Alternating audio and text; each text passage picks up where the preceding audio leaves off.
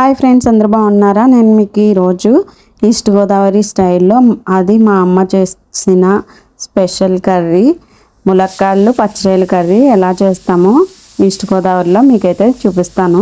దీనికి కావాల్సిన పదార్థాలు అయితే ఉల్లిపాయలు, పచ్చిమిరపకాయలు, టమాటా, ములక్కాడలు, అలాగే ముఖ్యమైన ఇంగ్రీడియంట్ ఏంటంటే పచ్చిరొయ్యలు. సో ఇప్పుడు మనము ఒక కడాయి తీసుకొని దాంట్లో ఒక 4 స్పూన్స్ ఆయిల్ వేసుకుంటాము. ఆయిల్ బాగా హీట్ అయిన తర్వాత మనము చాప్ చేసుకున్న ఉల్లిపాయలు, పచ్చిమిరపకాయలు కూడా వేసుకొని వీటిని గోల్డెన్ బ్రౌన్ కలర్లోకి వచ్చే వరకు వేయించుకోవాలి.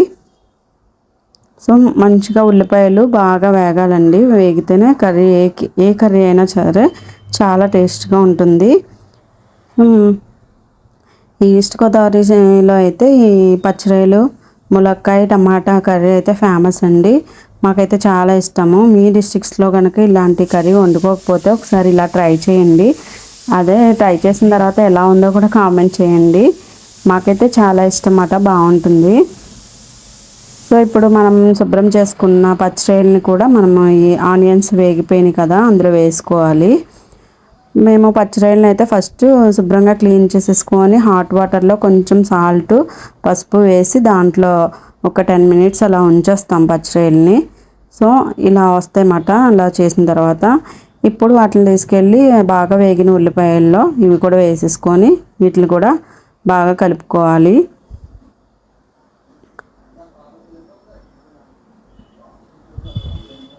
ఇంకా ఈస్ట్ గోదావరి స్టైల్ రెసిపీస్ నేను మీకు ముందు వీడియోస్లో కొన్ని చూపిస్తాను.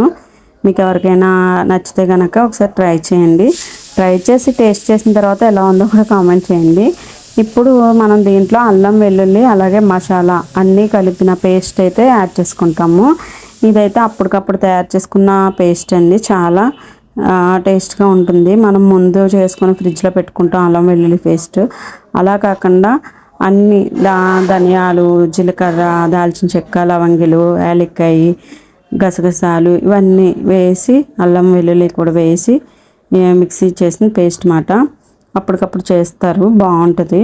సో అది కూడా వేసి అది మనకి ఈ పచ్చిరొయ్యలకి బాగా పట్టేలాగా మిక్సీ కలుపుకుంటాము. కలిపిన తర్వాత మనం ములక్కాయలు కూడా వేసేసుకొని తగినంత కారము, పసుపు, అలాగే సాల్ట్ వేసుకొని ఒకసారి మొత్తం మనం ఈ ములక్కాయలకు పట్టేలాగా ఉప్పు, కారం అన్నీ కూడా బాగా కలుపుకోవాలి.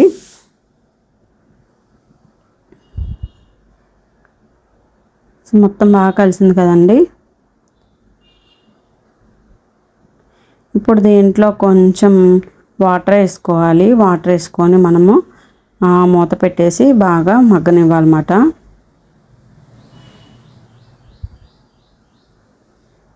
ఇది అంటే మేము మసాలా మిక్సీ చేసాం కదా, ఆ మసాలా వాటర్ కడిగి క్లీన్ చేస్తున్న మసాలా వాటర్ అన్నమాట వేసాం కదా. ఇది బాగా నాకు తెలిసి ఒక పావు గంట సేపు అన్నా కొంచెం ఒక 10 నిమిషాలు మగ్గిన తర్వాత అప్పుడు ఈ టమాటా ముక్కలు కూడా వేసేసుకోవాలి. వేసుకొని ఇవంతా బాగా మిక్సీ కలుపుకొని దీని మీద కొత్తిమీర వేసుకొని ఇప్పుడు ఒక 10 నిమిషాలు, పావు గంట మూత పెట్టేసి మగ్గనివ్వాలి. చాలా టేస్ట్గా ఉంటుందండి. నాకైతే చాలా ఇష్టము. ఈ ములక్కాడలు కూడా చెట్టు ములక్కాడలు అన్నమాట. మా ఇంటి దగ్గర వాళ్ళకి చెట్టు ఉంది. సో ఆ చెట్టు ములక్కాయలు అప్పటికప్పుడు కోసి తీసుకొచ్చారు అవి. సో మనకి కర్రీ మొత్తం దగ్గరికి వచ్చిన తర్వాత ఇలా ఉంటుంది. ఇప్పుడు అన్నంలో వేసుకొని టేస్ట్ చూద్దాము.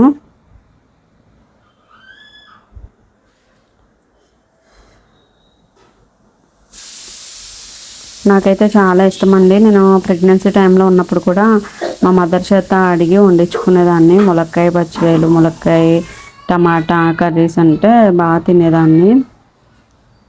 అలాగే గోంగూర కర్రీ ఇవన్నీ నాకు క్రేవింగ్స్ ఉండేవి. ఆ టైంలో అవి తినాలనిపించేది. సో అవి బాగా వండించుకొని తినేదాన్ని. ఫస్ట్ వేవ్ కరోనా టైంలోని నా ఫస్ట్ బాబు ప్రెగ్నెన్సీ టైంలో అన్నమాట. సో కర్రీ అయితే చాలా బాగుందండి. అసలు నోట్లో పెట్టుకుంటే ఇంకా తినాలనిపించింది. మీరు కూడా ఒకసారి ట్రై చేయండి. అలాగే నా వీడియోస్ కనుక మీకు నచ్చితే లైక్ చేసి, షేర్ చేసి, సబ్స్క్రైబ్ చేయండి.